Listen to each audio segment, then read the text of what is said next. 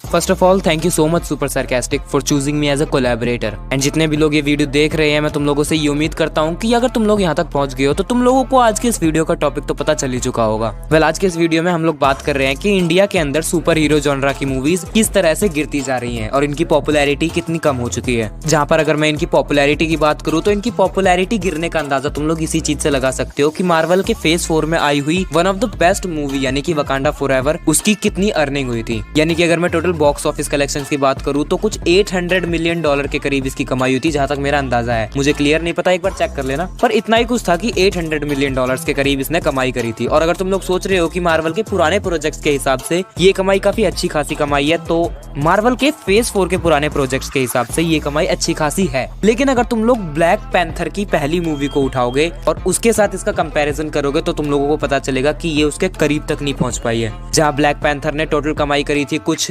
1.9 billion dollars की, वहीं ये मूवी सिर्फ $800 मिलियन में ही रह गई। और इस चीज की वजह मैं क्लियरली मार्वल के फेज 4 को मानता हूँ कि इतने घटिया प्रोजेक्ट्स उन्होंने दिए थे। और अगर अब मैं बात करूँ कि इंडिया के अंदर ज्यादातर लोग सुपर हीरो मूवीज को क्यों नहीं देख रहे, तो उसके लिए मेरे पास एक ही रीजन है, वो है फैंस की हाई एक्सपेक्टेशंस। एक बार तुम लोग खुद ही सोच के देखो कि क्यों आजकल की मूवीज को तुम लोग ज्यादातर हेट करने लगे हो, या फिर हम सभी आजकल की सुपर हीरो मूवीज क्यों नहीं देखते। और उनमें से कई सारी मूवीज तो अच्छी खासी थी भी, फिर भी हम लोगों ने उन्हें नहीं देखा और उनको उतना ज्यादा रिस्पॉन्स दिया नहीं जितना वो डिजर्व करती थी। लेकिन इसके पीछे का रीजन क्या है? तो जो मेन रीजन मेरे पास है वो है फैंस की हाई एक्सपेक्टेशंस। जो मार्वल ने अपना इतना बड़ा फैन बेस खड़ा किया है एवेंजर्स एंड गेम और एवेंजर्स इन्फिनिटी वॉर जैसी मूवीज के साथ, वो मूवीज बनाने के बाद मार्वल्स ने अपने फैंस की एक्साइटमेंट को और उनकी एक्सपेक्टेशंस को बहुत ही ज्यादा ऊपर बढ़ा दिया था। एंड जब आप किसी को एक बड़े लेवल का डोपामिन दे देते हो तो उसके बाद उस इंसान को ज्यादा, उससे भी ज्यादा लेवल का डोपामिन चाहिए रहता है। एंड यही सेम चीज मेरे हिसाब से एक्साइटमेंट और एक्सपेक्टेशंस के साथ भी होती है। जहां हम लोग एवेंजर्स एंड गेम को देखने के बाद इतने ज्यादा एक्साइटेड थे कि मार्वल अब आगे जाके और न जाने क्या क्या ला सकता है, वहीं अपने एंड गेम को ड्रॉप करने के बाद मार्वल कुछ भी बढ़िया चीज लेकर नहीं आ पाया। और जितने भी शोज और जितनी भी मूवीज मार्वल लेकर आया था,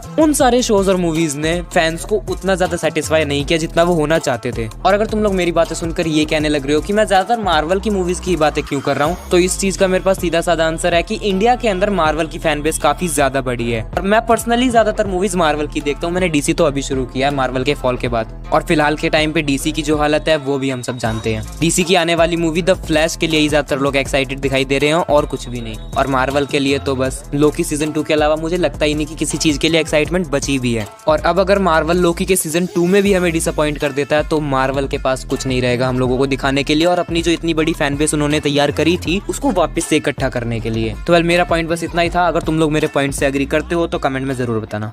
तो सबसे पहले मैं शुक्रिया अदा करना चाहूँगा आउटसाइडर ओजी भाई का, जो उन्होंने मेरे साथ कोलैब किया और मैं उनके पॉइंट के साथ बिल्कुल एग्री करता हूँ। और मैं मेरे भी कुछ 5 पॉइंट से वो आप लोग के सामने रखना चाहता हूँ। Number 1, over saturation. मेरे हिसाब से मार्वल वालों ने इतने सालों में इतनी मूवीज़ निकाल दी है कि लोगों को फटीग आ गया है, वो इतनी सारी मूवीज़ देख चुके। उसके बाद प्रेडिक्टिबिलिटी। आजकल मार्वल की मूवी मतलब इतनी प्रेडिक्टेबल हो चुकी है कि कोई भी बता सकता है कि स्टोरी क्या होने वाली है। मतलब good guy versus bad guy का मतलब फार्मूला वो लोग बहुत टाइम से यूज़ कर रहे हैं। जैसे कि द बॉयज़ ने एंटी हीरो का फार्मूला यूज़ किया, मार्वल को भी ज़रूरत है कि वो स्टोरी लाइन में कुछ बदलाव लाए। अभी मतलब मार्वल की मूवी बहुत ज़्यादा प्रेडिक्टेबल हो चुकी है। Number 3, lack of novelty. आजकल के टाइम पे मार्वल की मूवी उतनी फ्रेश नहीं है, उतनी मतलब उनका कॉन्सेप्ट फ्रेश नहीं लगता जितना कि जब वो आए थे, मतलब 2008 में जब उन्होंने शुरुआत करी थी उस टाइम पे जितना उनका कॉन्सेप्ट फ्रेश लगता था, आज उतना फ्रेश नहीं लगता है। Number 4, character development. आज के टाइम पे देखो मार्वल के कैरेक्टर में 1% कैरेक्टर डेवलपमेंट नहीं है। उस टाइम पे मतलब जो टोनी स्टार्क का, कैप्टन अमेरिका का और थॉर का कैरेक्टर डेवलपमेंट अभी बर्बाद हुआ है थॉर 4 में, लेकिन उससे पहले थॉर का कैरेक्टर डेवलपमेंट बहुत बढ़िया हुआ था, एंड गेम तक भी बढ़िया हुआ था। और मतलब आयरन मैन का कैरेक्टर डेवलपमेंट तो पूछो ही मत भाई, किस लेवल का था। लेकिन अभी जो नए कैरेक्टर आए हैं उनका कैरेक्टर डेवलपमेंट देख लो, she Hulk. Number 5, no connection to audience.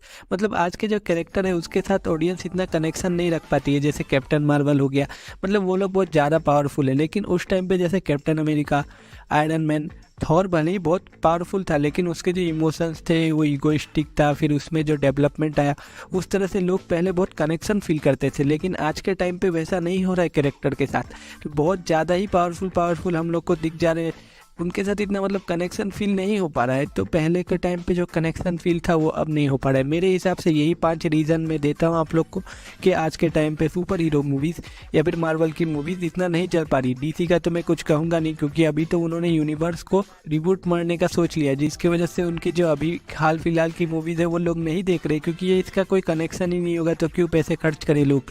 तो ठीक है, आज के लिए इतना ही। मिलते हैं आपसे अगली वीडियो में, और शुक्रिया आउटसाइडर ओजी भाई का।